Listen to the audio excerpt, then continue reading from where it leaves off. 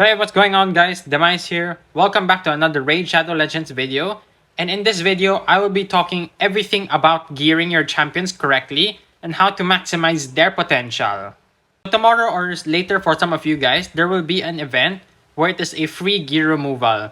This means removing gear from your champions will not cost a single bit of silver. So this is the best time to rebuild your champions or actually get some faction wars progress done, which is what I'm going to be doing. I'm going to be removing gears from my main champions, putting them on some faction wars dudes so that I can push as much as I can. And this event will last for 4 days. So within those 4 days, you can complete as much dungeons as you can. Or if you're mid-game like me, you can just focus on faction wars by re-gearing your champions correctly.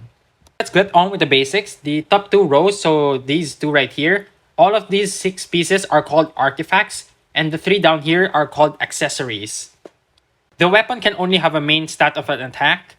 The helmet can only have HP. And the shield can only have defense. However, for the gauntlets, the chestplate, and the boots, there are a lot of different main stats that can come on. Usually for the mid-game up to the late game, you would want speed on your champions. Except for nukers, you would want attack, defense, or HP depending on their type. But let's get on with that later.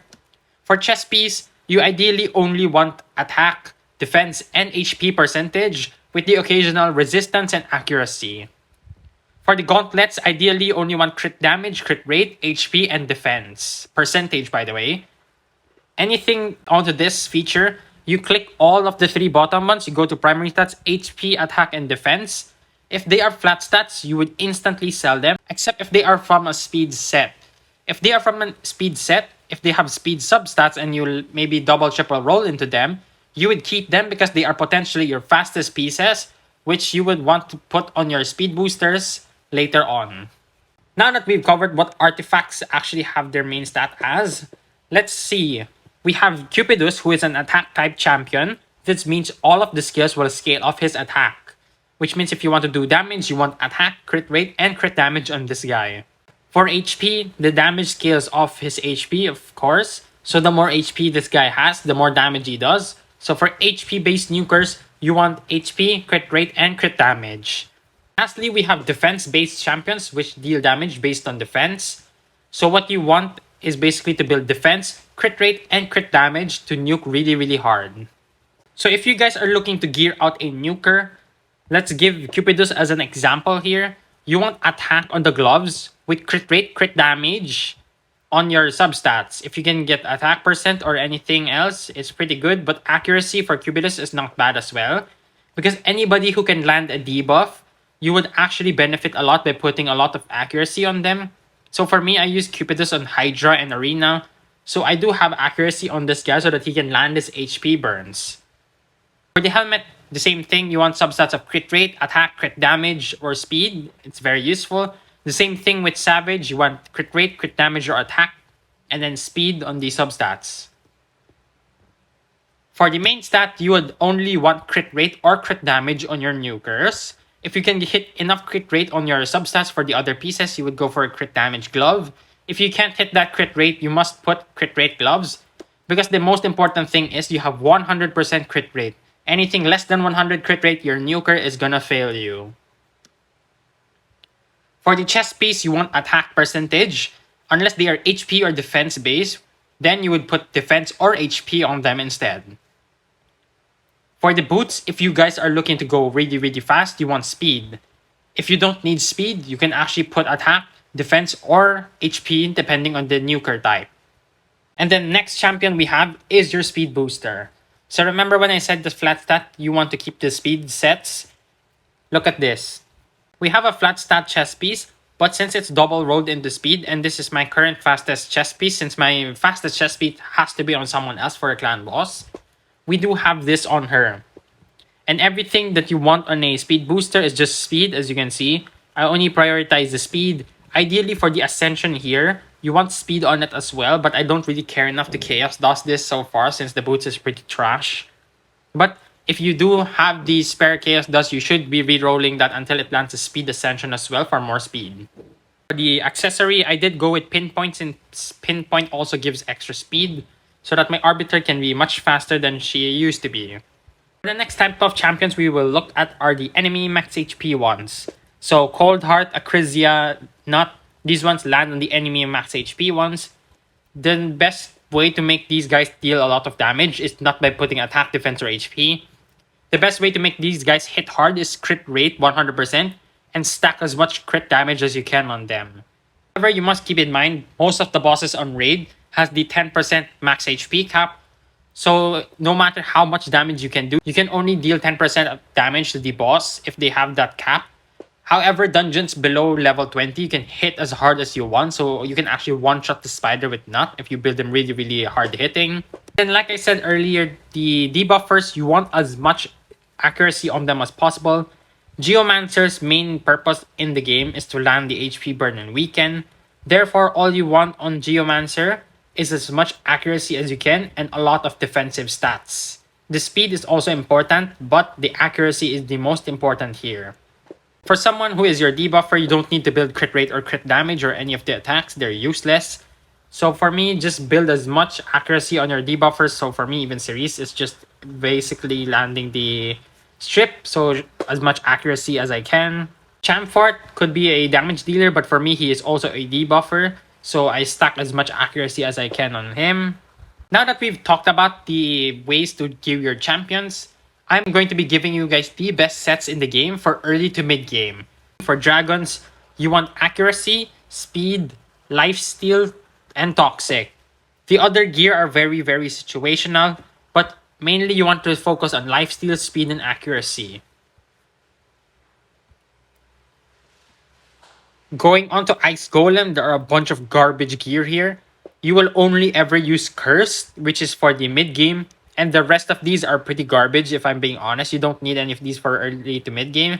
So if you guys do have curse sets, make sure you guys do keep them for later on for Hydra. So for the spiders then, all you really want to look for the stats here are basically the same main stat and substat. So let's say the ring gives you flat HP. The substats you are ideally looking for HP percentage. The same thing for defense, you want defense percentage on the substat, and same thing for attack. For the amulets, you want HP, defense, and crit damage main stat. Anything that is attack main stat, make sure to just get rid of them because the likeliness of you using them is really, really low unless you have bomb champions. And then for the banners, early to mid game, you are looking for accuracy main stat with substat of speed. That is pretty much it. The rest are very situational, but accuracy banners with speed are the most important in the game. Now for Fire Knights, immunity is decent, but you don't need that really early into the game. Shield set is really, really helpful. Crit damage is really, really good as well. Regeneration is fantastic mid-game to late game, so if you guys do get that, make sure to keep it. The same thing with stun set, really, really, really good of a set. And lastly, we have Savage, the best set for early to mid-game, unless you can get Lethal or any of the other better sets for the late game. Now coming on to the Forge, Swift Parry, it's decent, but I don't really use it that much. If you guys are looking to build a nuker without any ignore defense, Swift Parry is viable. Deflection, trash. Resilience, very situational, it's decent. Perception, probably the best possible set from the Forge from early to mid game. So if you guys have enough perception gear, just keep them. How you get these materials are from Faction Wars. So if you are able to clear Faction Wars, make sure you guys do craft your perception sets. Affinity Breaker, probably one of the worst sets in the game. Untouchable, it's okay. Not really that good though with Stone Skin and other sets in the game already. So Untouchable is pretty bad. Fatal is garbage. Frostbite is really good on situational characters such as Ultimate Death Knight and maybe some other tanks. But Frostbite, you don't need to prioritize it. It's not that good. Bloodthirst, really good if you're progressing for Clan Boss. That's a big thumbs up. Guardian is an insanely overpowered set for early to late game. You can use this for Clan Boss, Faction Wars, or any content that you want to solo. Fortitude, garbage. Lethal, like I mentioned a while ago, insane late game set or mid game if you can get these really early. Very good, you farm this from Doom Tower from the Dark Fae rotation. Instinct is a Forge Pass. Honestly, if you could buy one of the Forge Passes, I would not spend it on Instinct because 20% of defense is so bad. It even gets beaten by Savage, which is a free set that you can farm. Bolster is a huge thumbs up for late game, even mid game actually. So if you guys are looking to buy, maybe this is decent. Defiant, garbage. Righteous, garbage. Slayer, amazing. If you guys can get Slayer, make sure you guys do keep it because Slayer gives you such amazing benefits if you can put the 6-piece set. Same with Merciless. From the 1 piece to 9 pieces, the game has given us protection. This one is a really, really good one for your buffers. So keep these. The same thing with Stone Skin, insanely good gear. If you guys can farm Hydra, then you can get a lot of good Stone Skin gear. Really, really good. Then you have Supersonic. Supersonic's probably one of the worst ones for early to mid game. For late game, it's very situational as well, so I wouldn't prioritize this as much. Merciless is insanely good because of the 6-piece 35% ignore defense. If you have a 9-piece, this is probably the best nuker piece that you can have. The Slayer, like I said, the 6-piece bonus gives you ignore defense, but it's only for the AoE skills. But if you have the 9-piece, this is another insanely overpowered nuker piece. So for Feral, it's okay. Feral gives you a lot of accuracy. The same thing with Pinpoint. The difference is the Pinpoint has accessories. Feral also has accessories, but the Pinpoint was recently a farmable dungeon. So if you guys were able to farm a bunch of Pinpoint, that's pretty good for your account. Now for Impulse, you get this from Live Arena. Impulse is one of the best possible sets in the game. So if you guys are very bored with Live Arena, just think of it as a gear farming method to get Impulse because this is a crazy gear set. So I use this on Freya. I use this on Freya because I want to cycle the skills as fast as possible. Freya gives me removes debuffs, block debuffs, and Terminator boost, and increase defense and shield. So I want to reset her skills as fast as possible.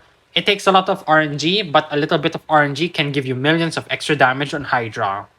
Since this video is not exactly about all 4 gear sets, I'm not going to be talking about all of them. But I'm going to give a huge shout out to the Relentless gear. So I'm going to go to the equip. This is the amount of Relentless gear I was able to farm that are actually decent. Relentless gear gives you a chance of getting extra turns. Really, really good for the healers such as Doom Priest, Vrask, and Seal of the Drakes. But you can put these on nukers as well or any of your other champions because this is really, really good. You can get a lot of extra chances. So for me, I use this on Seal, I use this on Vrask, and I use this on Mistrider Daithi to gain extra turns. A very quick rundown on how to gear your champions and the very good sets in the game. If you guys are looking for a more in-depth one, I'll be creating the best gear sets in the game for mid to late game very soon. So I hope you guys did learn something. Make sure you guys do leave a like and a subscribe. Make sure you guys do hit the notification bell and comment down below if you guys are looking for free coaching or takeover sessions. I am doing them right now. So I will be making a video on your account. So if you guys are interested, drop a comment down below and we can talk through Discord so that we can get it sorted out.